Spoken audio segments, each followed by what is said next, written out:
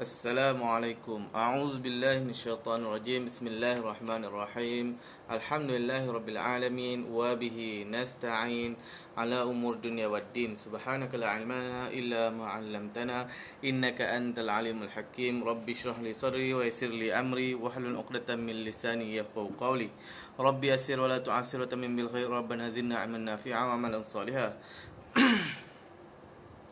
قال المصنف رحمه الله تعالى ونفعنا به وبعلومه في الدارين آمين ya rabbal alamin. Alhamdulillah, bersyukur kita kepada Allah SWT.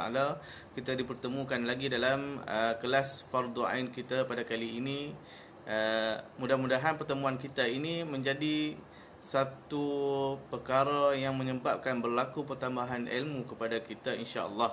Jadi kali ini kita akan sambung lagi pengajian kita dalam topik fiqh, iaitu kitab Hidayatus Sabyan, pada menceritakan tentang perihal fiqh dan menceritakan tentang najis. Kita tak habis lagi cerita tentang najis. Kata pengarang, bermula segala najis yang tersebut itu terbahagi ia atas 3 bahagi. Ada 3 bahagi najis. Hari itu kita cerita tentang najis kan, darah, bangkai dan beberapa lagi contoh bangkai yang kita dah bincang.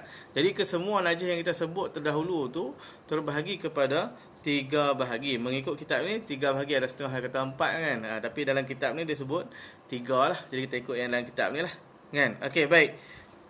Jadi ada 3 bahagi. Yang pertama najis mughallazah. Yang pertama dinamakan dia sebagai najis mughallazah. Apa itu najis mughallazah? Iaitu segala juzuk anjing dan babi. Jadi najis mughallazah ni ialah segala juzuk, segala bahagian-bahagian daripada anjing dan juga babi. Bahagian tak kira lah mana-mana bahagian, kulit ke, bulu ke, tulang ke, air liur ke, ataupun apa-apa air yang berada di badan anjing dan juga babi itu, tak kira lah mana-mana pun. Jadi semua tu adalah najis. Dia panggil najis apa? Najis mughallazah, ataupun diterjemahkan juga sebagai najis yang berat. Sebab apa diterjemah dengan najis yang berat? Sebab apa? Cara nak menyuci dia sangat berat lah. Itu yang pertama, iaitu anjing dan juga babi dan sekalian yang terhasil daripada anjing dan babi ni juga kan. Kulit kata kira lah kan, jangan nak pakai kulit dia pula. Kulit anjing, baju dibuat daripada kulit anjing, berus yang dibuat daripada bulu babi, dan ada juga berus yang dibuat bulu gigi ada bulu gigi setengah dibuat daripada bulu babi Jadi kita kena beli tu, kena tengok lah, kena tengok. Biasanya dia ada tulis lah. Ada setengah yang tak ada tulis, tapi kebanyakan kalau yang standardnya dia ada tulis berus tu dibuat daripada apa. Kadang-kadang berus yang dibuat daripada bulu babi ni kebanyakan digunakan untuk orang yang buat manisan, makanan manis kan. Antaranya orang yang buat roti dan sebagainya. Jadi nak beli tu kena tengok jugalah. Lebih baik guna yang plastik lah. Ustaz guna yang plastik tak apa-apa nak lawa. Tak apa nak lawa. Yang penting kita jaga dia punya kesucian dia lah. Okey, baik, itu yang pertama. Yang keduanya najis mukhaffafah. Najis yang kedua dinamakan sebagai najis mukhaffafah. Apa itu najis mukhaffafah? Iaitu kencing kanak-kanak laki-laki yang belum sampai umurnya 2 tahun. Jadi dia kata najis mukhaffafah ni maksudnya, kalau ikut terjemahan mukhaffafah tu adalah ringan lah. Najis yang ringan. Ringan apa ni? Ringan cara cuci dia, bukan najis tu ringan. Sama juga dengan anjing dan babi tadi. Najis tu berat, bukannya anjing babi tu berat. Cara menyucinya tu sangat susah lah kan. Kalau yang ni sekali basuh je, ada setengah yang kena basuh banyak kali kan. Ni cara basuh saya tak cerita lagi lah. Okey, baik.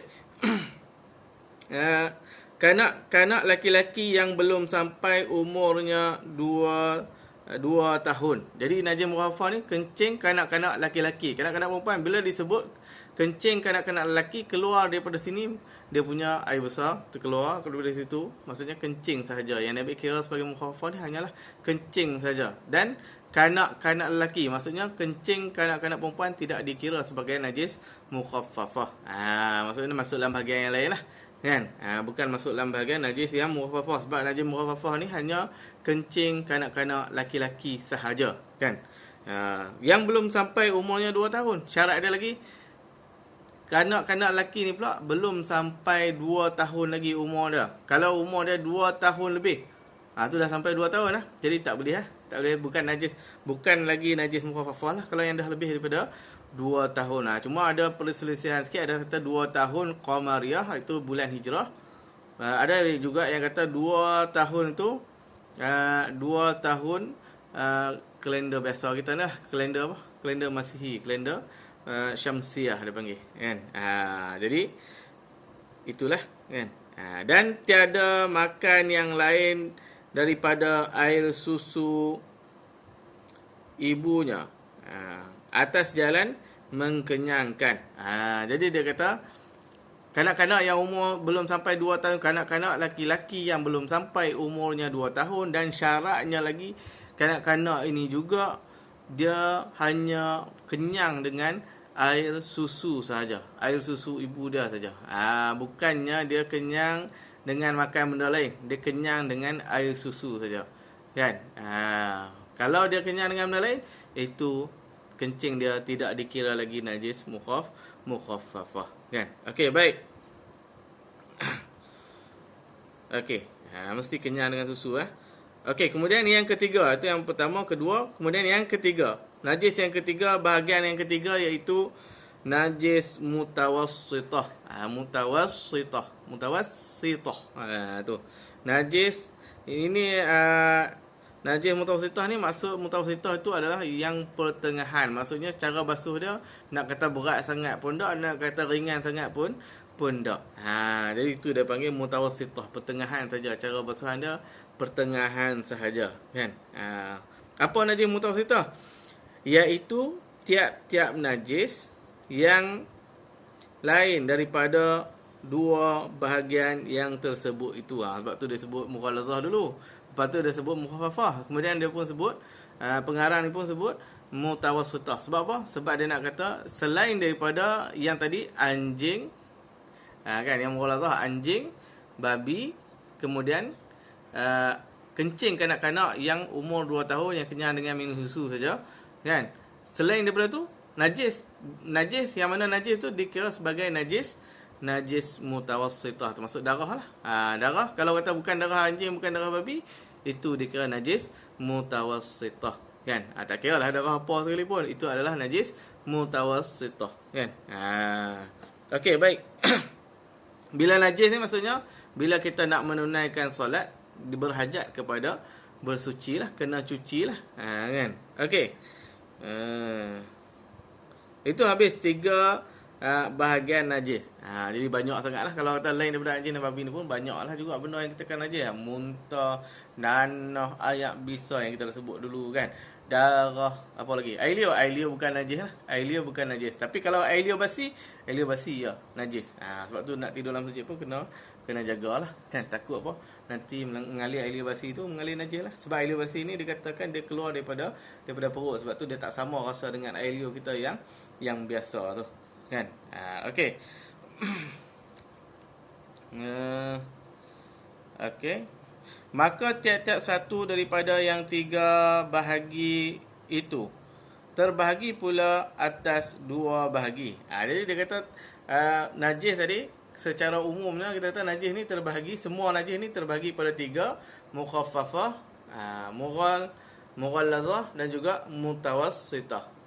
Setelah daripada tu tiap-tiap 3 ni, mughallazah, mutawassitah, mukhaffafah, benda tu pun tak kira lah jari tu, kan. Yang penting 3.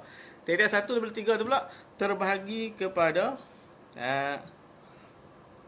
terbahagi pula atas 2 bahagi. Jadi bagi 2 pula, kan. Daripada tu dia terbahagi kepada 2. Yang pertamanya najis aini. Yang pertama dia panggil najis aini. Najis aini apa? Iaitu najis yang nampak. Yang kita nampak di segi daripada mata kita tengok, kita nampak lah ada warna dia, kan.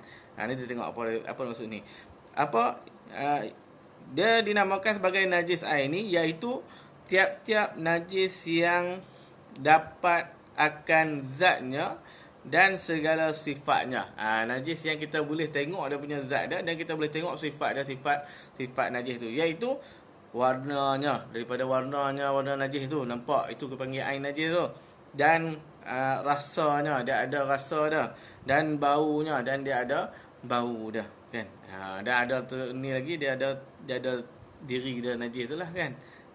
Itu yang pertama dia panggil najis aini. Jadi ada mukhaffafah aini, ada mughallazah yang aini nampak dari segi mata, kemudian ada juga mutawassitah yang aini dia panggil, yang bangsa kita boleh nampak lah. Kemudian yang keduanya najis hukmi. Tadi najis aini, ni najis yang hukmi. Hukmi mukhaffafah, hukmi mutawassitah, hukmi mughallazah. Jadi semua tu ada. Dia ada hukmi dan juga aini. Kan? Tu kata pecah dua tadi, kan? Najis hukmi namanya iaitu tiap-tiap najis yang tiada dapat akan yang tersebut itu. Jadi dia kata tiada dapat akan tiap-tiap najis hukmi ni apa? Najis yang tidak dapat yang tersebut tu, yang kita sebut tadi tu. Sebut tadi apa? Warnanya, rasanya dan baunya. Jadi najis hukmi ni dia najis, tapi dia tidak ada warna, dia tidak ada rasa, dan dia tidak ada bau, tapi najis, kan? Macam mana nanti kita tengok huraian pada masa akan datang insya-Allah. Jadi saya ingat sekadar itu dulu perkongsian kita pada kali ini.